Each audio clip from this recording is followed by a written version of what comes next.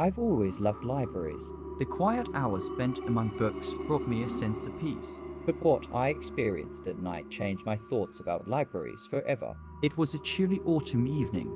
I was rushing to finish my research before the library closed. It was nearly 9:30 p.m., and only half an hour remained before closing time. Most of the visitors had already left, leaving just a few students scattered at distant tables. The librarians were preparing for closing. As I walked through the dimly lit corridors, I made my way to the archive section where old manuscripts were kept. Hardly anyone visited that part of the library. The shelves were coated in years of dust, and the pages of the books were yellowed with age. The air was cold, not the usual chill, but something strange, as though an invisible presence lingered around me. I carefully extended my hand toward one of the shelves. A thick book with cracked covers caught my attention. Its leather binding had faded from years of wear.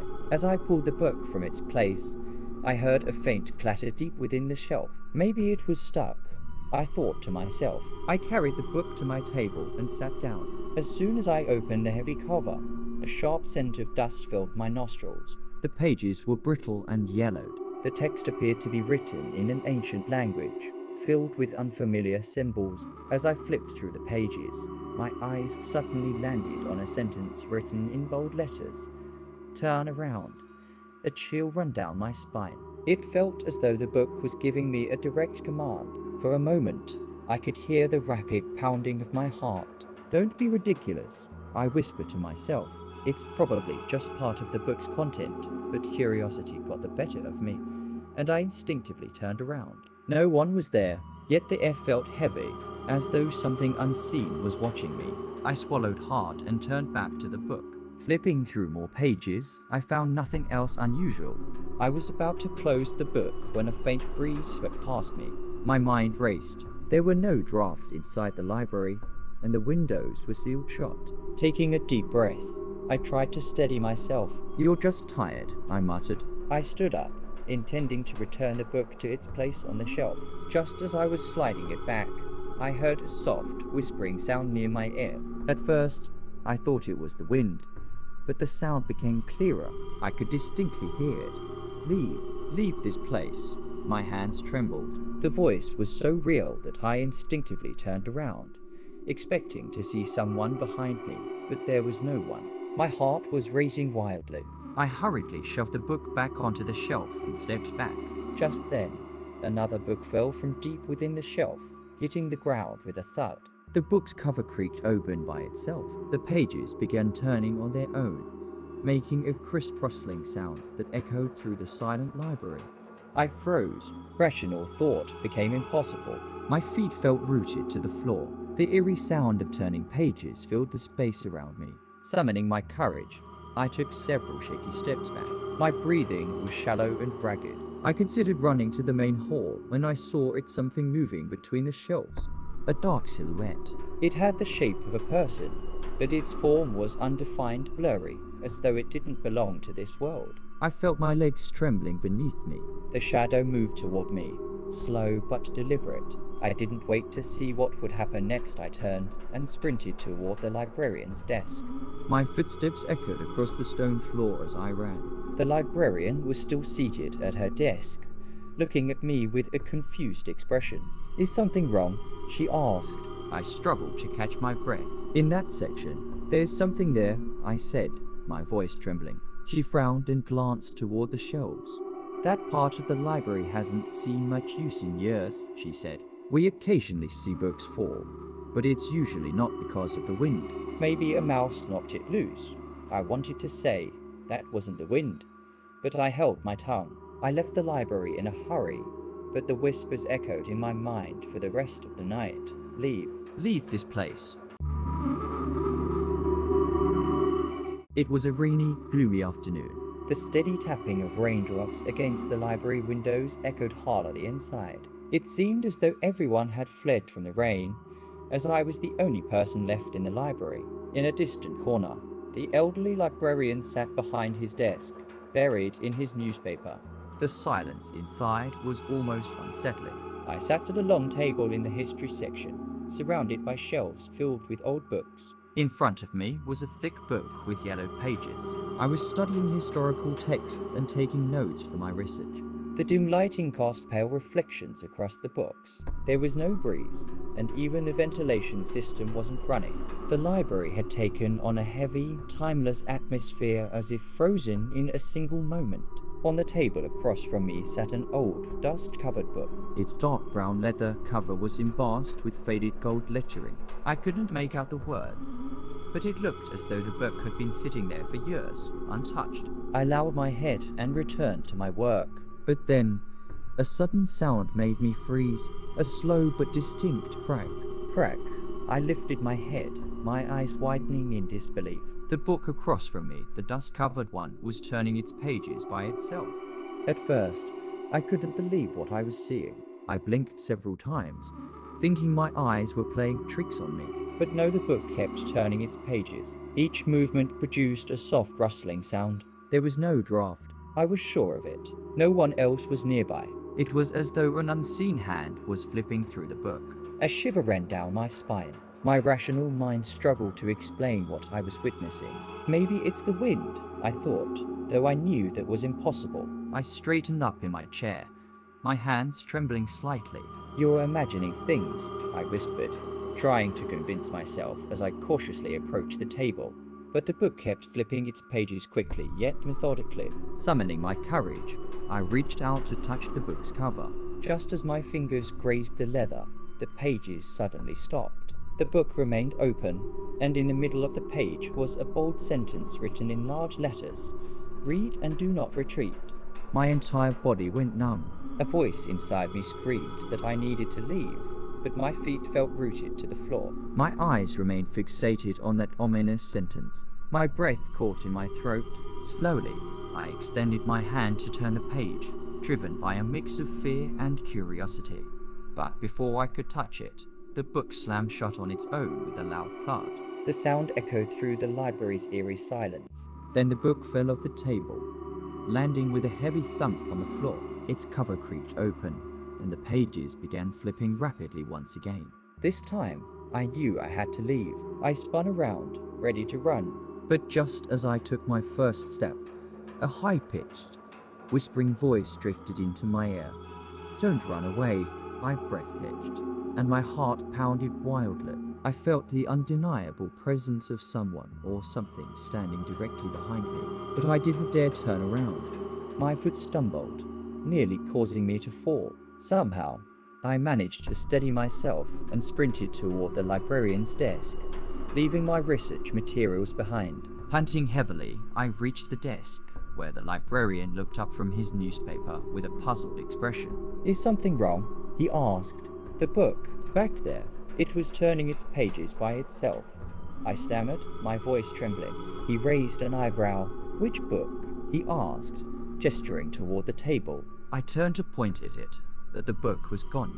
The table was completely empty, save for my notebook lying where I had left it. "Where did it go?"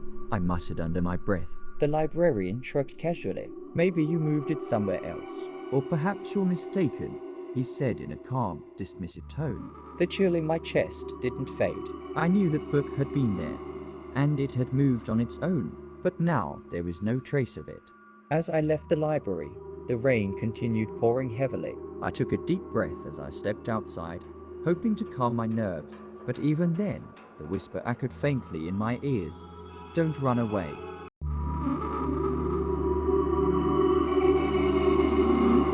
The library was engulfed in an eerie silence. It was late at night. Around 10 o'clock p.m., I wanted to go through a few more pages before the library closed. I was walking between the wooden shelves in the history archives section. The heavy scent of old books filled the air. On the second floor, there was a narrow corridor that few people ever visited. I always found it peaceful, but this time I felt an odd sense of unease. The library's lights were dim and faint. Shadows stretched long across the walls. No matter which shelf I stood behind, I kept noticing strange movements in the light. At first, I thought it was just my mind playing tricks on me. Spending long hours buried in books could do that. But then, I really saw it, a dark shadow gliding between the shelves. I stopped and watched carefully. The shadow resembled a person, but it had no distinct form. It moved like a dense cloud of mist. I thought it might be a librarian, but the library was completely empty at that hour. The silence grew heavier, and the atmosphere became even more oppressive. The shadow disappeared among the shelves. My heart began to race, but my curiosity wouldn't let me stop. I quickened my pace and followed the direction where the shadow had vanished. With each step, an unsettling feeling grew inside me. I looked around the shelves, but there was nothing. "You're being ridiculous," I whispered to myself. Just as I decided to turn back, I heard a faint sound of soft creaking, like bare footsteps on the wooden floor. The noise came from behind me. I turned around, but no one was there. The darkness between the shelves had deepened. I cautiously moved forward. In the depths of the shadows, something stirred again. A black silhouette reappeared, this time moving toward me. My heartbeat pounded in my ears. As I stepped back, my back hit a shelf. I blinked, and just like that the shadow was gone. I turned and rushed toward the stairs. As I reached the top, the shadow appeared right beside me. It loomed over me. A freezing breath brushed against the back of my neck. My knees trembled, but my legs still carried me. I bolted down the stairs, my footsteps echoing on the wooden steps. When I reached the lower floor, I turned around. The shadow was gone. I was breathless. At the front desk, the librarian looked at me with a puzzled expression. "Are you okay?" she asked. For a moment, I didn't know what to say. "Yeah, I guess I just overworked myself," I muttered. But deep down, I knew the truth. That shadow was real. My eyes weren't deceiving me. From that day on, I never dared to go near that corner again. Yet every night before I sleep, I remember the moment I felt that shadow drawing closer to me.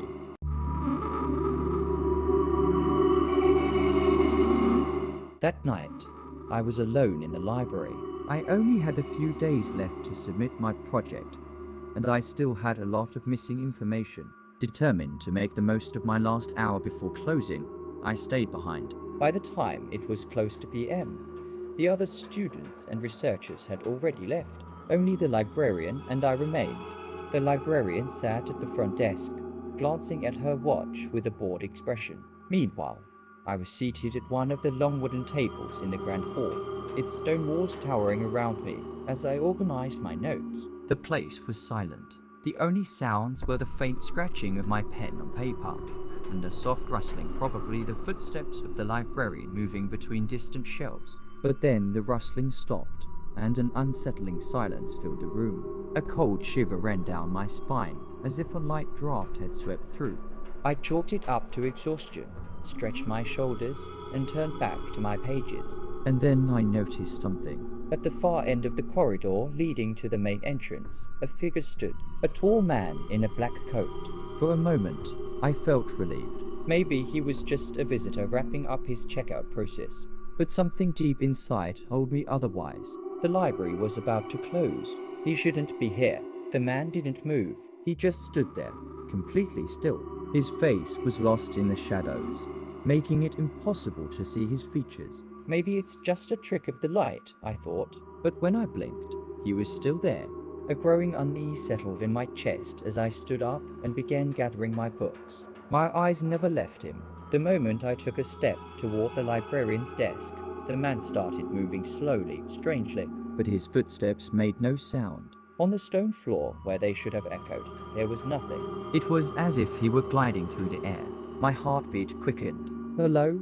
I called out, but my voice only echoed through the vast hall before vanishing into the silence. The man gave no response. When I reached the librarian's desk, I turned back. He was gone. My stomach twisted. How is that possible? I scanned the area with my eyes, but there was no one at the entrance. No one between the shelves. The librarian looked up at me. "Is something wrong?" she asked. There was someone here just now," I said, my voice unsteady. She frowned. "There's no one here," she replied firmly. "No one's been at the entrance for a while." I couldn't say anything more. The uneasiness inside me grew stronger. Who was that man? Had I really seen him? I hurriedly packed my things and made my way to the door. As I stepped outside, the cool night air hit my face. For a moment, I felt relief, but it didn't last. Because right then, As I glanced back through the library's glass doors, he was there, deep within the library's dimly lit interior, standing motionless once again. I blinked, and this time he was gone. Even on my way home, the image haunted me. Whatever I had seen that night in the library, I knew one thing for sure. it wasn't human.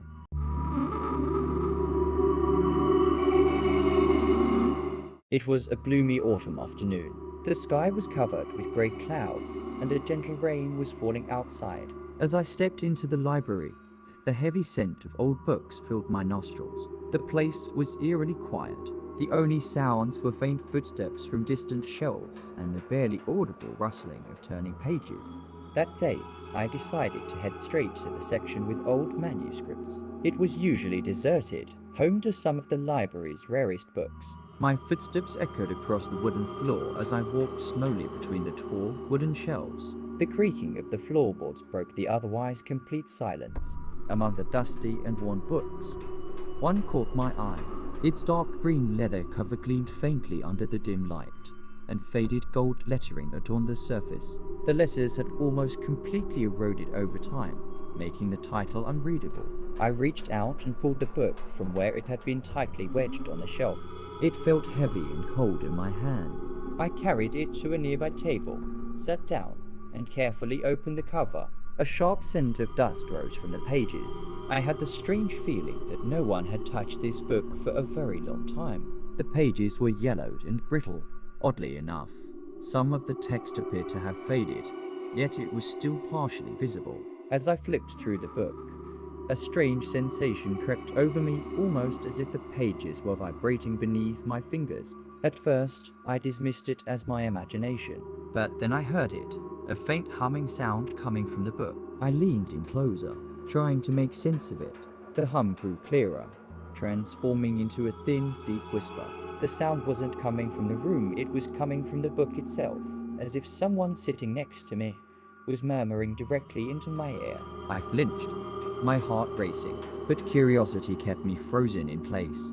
I leaned closer, my ear just inches from the book. The whisper grew distinct. Stop reading. Turn back. A shiver ran down my spine. I yanked my hand away from the book and sat up straight in my chair.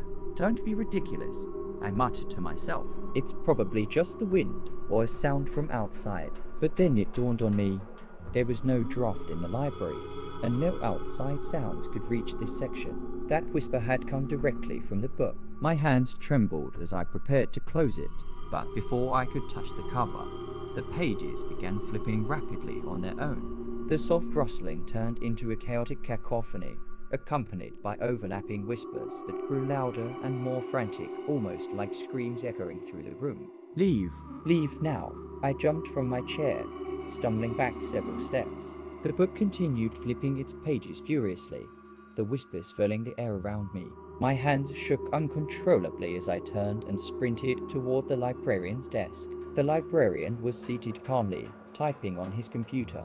He looked up with surprise as I approached, gasping for breath. Is something wrong? He asked, his brow furrowing. The book, back there, it moved on its own, I managed to say between ragged breaths. He raised an eyebrow and stood up. Which book? He asked, walking toward my table. I followed closely behind him, still trembling, but when we reached the table, the book was gone. It was as if it had never been there. Only my notebook remained on the table. You must have overworked yourself, the librarian said with a sympathetic smile. People sometimes imagine strange things in places like this. I couldn't respond. I knew what I had seen and what I had heard. That book had been real. It had moved, and it had spoken. But now, there was no trace of it. As I left the library, the rain was still falling heavily. The cold air struck my face. I tried to shake off the lingering unease, but the whisper echoed faintly in my ears. Stop reading.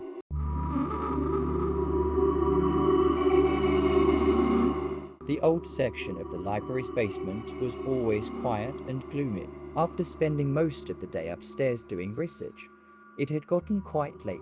Few people dared to venture down to the basement. It was cold and carried an eerie atmosphere.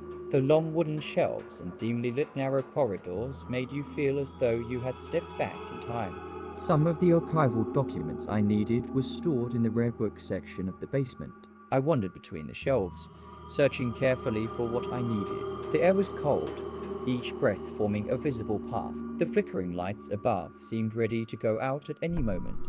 The silence was palpable. It was so intense that I could hear my own breathing. A faint uneasiness crept over me, but I brushed it off and continued scanning the books. A few minutes later, I realized I needed to use the restroom. The basement's old restroom section was rarely used, but I didn't feel like climbing all the way back upstairs, so I decided to use it.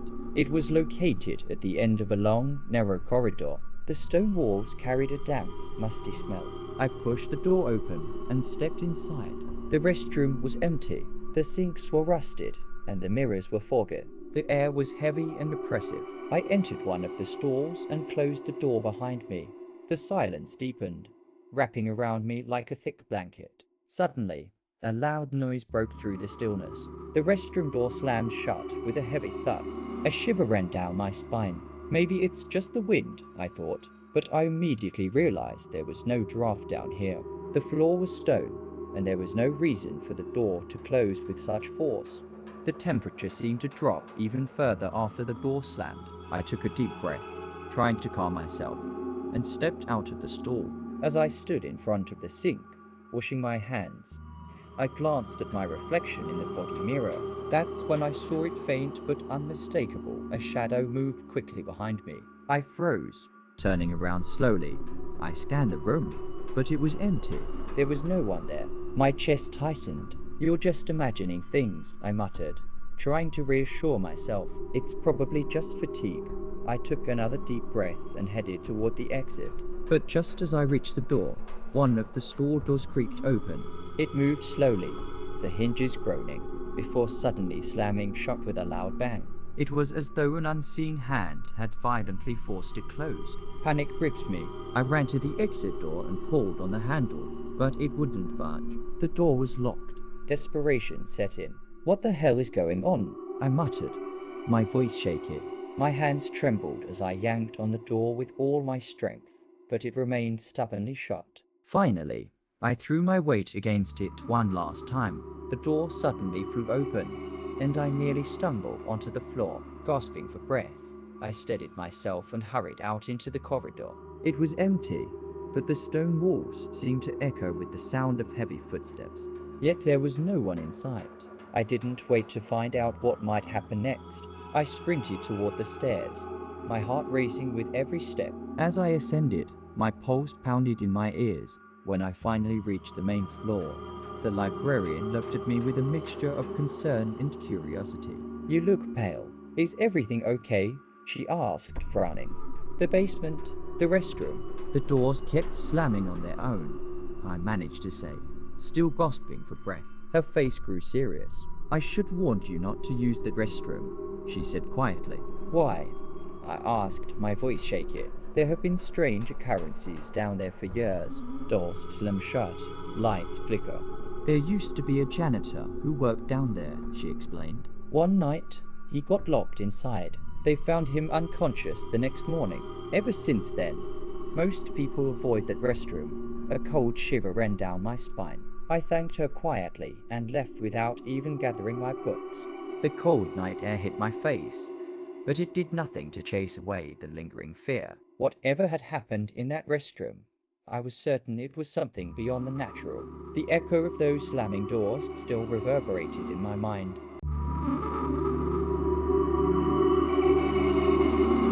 It was a rainy afternoon. The sky was overcast with grey clouds, and a light drizzle fell steadily outside. People seemed to have taken refuge in the library to escape the rain. Aside from a few people browsing for books, quietly studying students, and the librarian organizing shelves, the place was peaceful.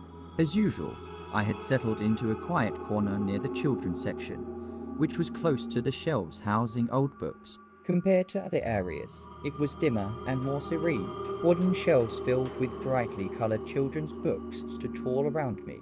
I was focused on my research book when movement caught my eye between the shelves. A child with black hair and a slender frame appeared. He looked around 6 or 7 years old and was dressed in an old-fashioned shirt with slightly rolled-up trousers.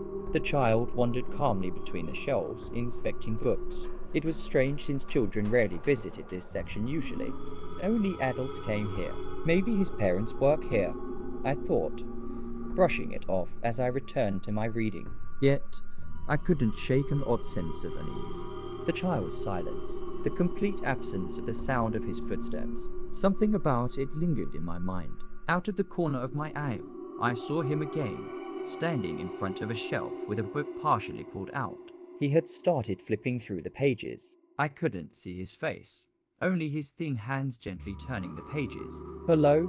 I called out. The child didn't respond. I stood up and walked toward him. When I reached his side, he was still engrossed in the book. "What are you doing here?" I asked softly. Suddenly, he stopped turning the pages. I reached out to touch his shoulder, but before I could, he swiftly darted backward and vanished between the shelves. "Hey, wait!" I called out, hurrying after him. I scanned the aisles, searching for him, but it was as if he had completely disappeared. My footsteps echoed on the wooden floor as I turned a corner, hoping to find him, but there was no trace of the child. It was as though he had evaporated into thin air. My heart raced. Where did he go? I wondered, baffled. I decided to head toward the library entrance and approach the librarian. "There was a child here," I said, trying to steady my voice. "Black hair, dressed in old-fashioned clothes. Did you see where he went?" The librarian frowned. "A child?" she asked, surprised. Yes, he was in the children's section just now, wandering around the shelves. She glanced around the library and shook her head firmly. "There's no child here," she said. "We haven't had any young visitors today." A chill crept down my spine. "But I saw him," I insisted. The librarian hesitated, then sighed deeply. "You know," she began quietly, "there was a woman who used to work here years ago. She had a little boy. He used to spend time reading books here." She paused, her expression somber. "One day, he went outside and tragically died in an accident. Since then, some visitors have claimed they've seen a little boy wandering around the shelves." Her words sent ice through my veins. I wanted to leave the library immediately, but my legs felt glued to the floor. Taking a deep breath, I gathered my books and walked toward the exit. As I reached the door, I couldn't resist glancing back at the children's section. He was there, standing by the same shelf, flipping through the pages of a book once again. My eyes locked onto him, and slowly he turned to face me. A shiver coursed through my entire body as we made eye contact. His face was faint, like a blurred image from a distant past. For a moment, I stood frozen, but when I blinked, he was gone. That night, as I walked home, his image lingered in my mind. The boy with old-fashioned clothes. Was he real, or merely a shadow of the past that still wandered through the dim corners of the library?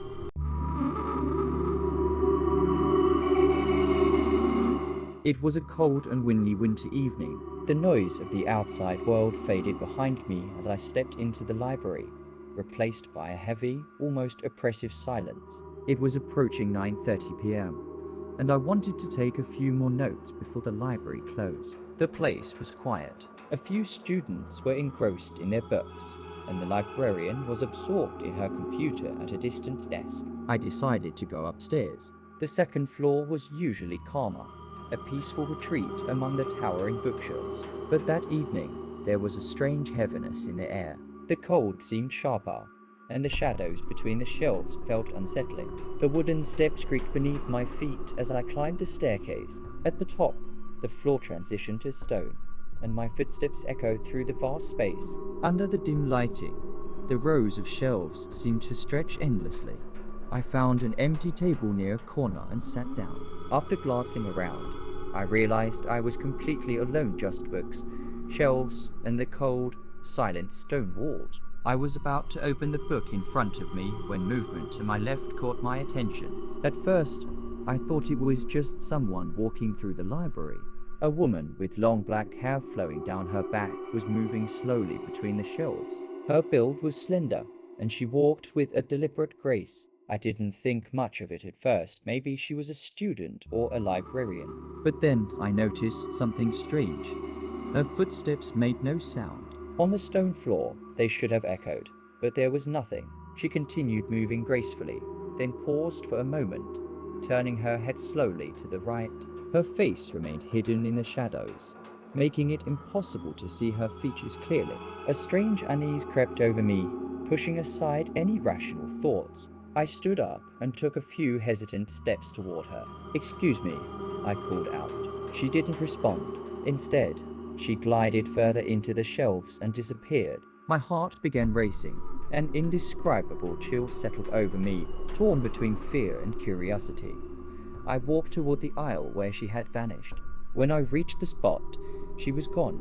"This is impossible," I whispered to myself. "She should have been there." I scanned the shelves carefully, my eyes darting through every corner. A cold draft seemed to rise from the stone floor, sending a sharp chill down my spine. It felt like a breath of icy air from underground. I quickened my steps, moving toward another corner, but there was no sign of her. Defeated, I decided to return to my table, but just as I reached it, a sudden click echoed behind me, the unmistakable sound of footsteps on stone. I felt someone approaching, their presence heavy in the silence. I took a deep breath, gathering my courage, and spun around. There was no one there. My breath caught in my throat. I scanned the shelves again, my pulse racing. Then, in the distance, I saw her once more. She was now standing at the top of the staircase, completely still, watching me. The dim lighting obscured her face, but her mere presence was enough to send a wave of cold dread through me. I blinked and she was gone. That was enough for me. I gathered my books quickly and made my way to the stairs, descending as fast as I could. When I reached the bottom, the librarian looked up, surprised. "Is everything okay?" she asked, noticing my pale face. "There was someone upstairs," I said breathlessly. "A woman with long black hair, but she disappeared." The librarian's expression darkened. "Upstairs?" she asked quietly. "Yes," I confirmed. I don't think she heard me, but she walked around for a while and then just vanished. The librarian took a deep breath. "That part of the library has always been strange," she said in a hushed tone. "People sometimes report seeing a woman with long black hair up there, but no one knows who she is." A shiver ran down my spine. The image of her standing at the top of the stairs lingered in my mind.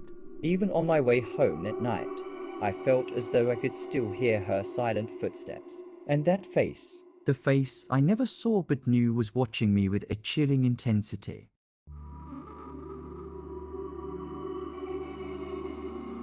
It was nighttime. Exactly 10 o'clock p.m. The library was about to close, but I couldn't finish my research. Everyone had already left. I was the only person remaining. The silence was unnervingly intense. Dim lights illuminated the library's stone walls, casting long shadows in the dark corners between the shelves. I hadn't wanted to stay alone in the library that night, but with my deadline looming, I had no choice. The librarian sat at the front desk, absorbed in her computer, occasionally glancing at me as if to keep an eye on things. My desk was in a corner near wide windows overlooking the dark street. The soft patter of raindrops against the glass created a rhythmic tapping sound. Despite the calm ambience, I couldn't shake an inexplicable sense of unease. As I read through the final pages of my book, something caught my attention. At the far end of the long corridor leading to the main entrance, a figure appeared. It was a tall man wearing a long black coat. I could only see his silhouette, but it didn't seem alarming at first. Maybe someone came in at the last minute, I thought, returning to my work. A few minutes later, I glanced back at the corridor. He was still there, standing completely still in the same spot. He hadn't moved at all. His face was obscured by shadows. The darkness swallowed every detail of his features. A strange chill crept up my spine. Something about him felt wrong. I tried to brush off my unease. Maybe he's waiting for the librarian, I muttered to myself, though I wasn't convinced. But the uneasy feeling persisted. When I glanced back a third time, I realized the man had moved closer. I hadn't seen him take a single step, but now he stood noticeably nearer than before. My heartbeat quickened. I'll ask the librarian, I decided, leaving my desk without gathering my books. I approached the librarian, my voice low but urgent. There's a man standing in the corridor. Do you know who he is? The librarian looked at me with confusion. What man? I am sure I saw someone there, I insisted, pointing toward the corridor, but when we both looked, there was no one there. I scanned every corner with my eyes, but the figure had completely vanished. The librarian's expression turned more serious. Maybe someone left, she suggested, though her tone betrayed unease. We're about to close. I nodded slowly, though I knew what I had seen. Reluctantly, I returned to my desk. As I sat down, movement outside the window caught my attention. I turned my head and froze. The same man in the black coat was standing just outside the window.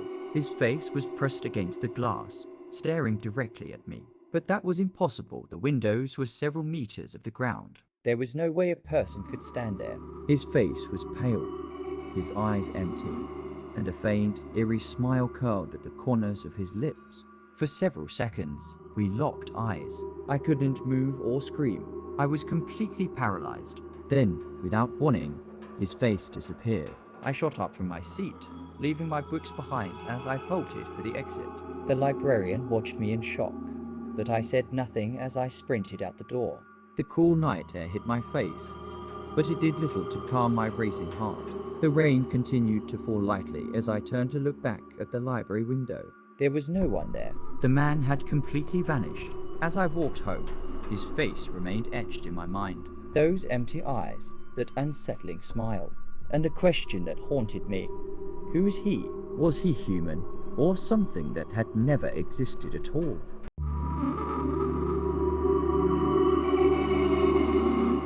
The lower floor of the library. It always had an eerie atmosphere. The stone walls smelled of dampness, and the dim lights seemed to make the darkness more pronounced rather than disperse it. This floor was rarely used. Only those researching old, rare books or documents would dare to venture down here. I was there for that very reason that day. I wanted to examine historical documents in the archives. I hadn't found what I was looking for in the books upstairs, so following the librarian's guidance, I decided to head to the archives below. As I walked between the shelves, my footsteps echoed on the stone floor. The corridors were narrow and filled with similar-looking shelves. It felt as though time had stopped here. A layer of dust on the books was like the silent witness to years gone by. The cold air seeped into my skin. I sat down at a table deep in the section. The yellowish light above flickered weakly. There was no one around, just the sound of my footsteps echoing. The archive was filled with a loneliness that made the hairs on the back of your neck stand up. I began to examine the documents. Everything seemed normal at first. But then, as I listened carefully, I realized the silence was unnaturally thick. There was no sound of wind, no muffled hum from the floors above. It was as if all sounds had been completely drained from this section. Just as I was about to stand up with this uneasy feeling, a muffled scream echoed from deep within the archives. My entire body froze. The scream sounded like a human's, but it was muffled and deep, as if it were echoing from behind the stone walls. I couldn't believe my ears. Maybe it was the wind. I tried to calm myself, but deep down, I knew it could be something supernatural. My feet involuntarily started moving toward the direction of the sound. The air grew heavier as I neared the dark corners of the archives. A deep, icy coldness penetrated my body. As I moved between the shelves, I slowed my steps. With each turn, another narrow corridor appeared before me. For a moment, all sound ceased. The only thing I could hear was the frantic pounding of my heart. But just then, another scream echoed, this time much closer. I felt an urge to cover my ears, but the sound seemed to embed itself in my brain. The scream seemed to whisper. Leave. My breath quickened. I wanted to run, but my feet felt like they were glued to the stone floor. I took one step, and in that instant, a dark shadow slipped between the shelves. It was human-shaped, but had no distinct form. I could feel my knees shaking. I didn't know what I was doing, but I turned and started running. My footsteps echoed on the stone floor. For a moment, I thought I heard another set of footsteps behind me, as if something was following me. Out of breath, I reached my table again. The books were still scattered around, but I knew I couldn't stay there any longer. As I ran toward the door, the lights flickered for a moment and then completely went out. The darkness swallowed the entire archive. The only light was the faint glow coming from the outside of the open door. I gathered all my strength and ran toward the light, finally escaping the archive. I slammed the door shut behind me. My breath was still erratic. When I reached the top floor, the librarian looked at me in surprise. "Is everything all right?" she asked. I heard a scream downstairs, I said with a trembling voice. Her face grew serious. "They say strange sounds are often heard in the archive section," she said quietly. "But there's no one there. It's like the echoes of the past trapped within the walls." I took a deep breath, but her explanation only made me shiver more. I quickly left the library. That night, the muffled scream still echoed in my mind. And I couldn't shake the feeling of that shadow. I wasn't sure I had seen. Was it human? Or was it some other entity trapped within those walls?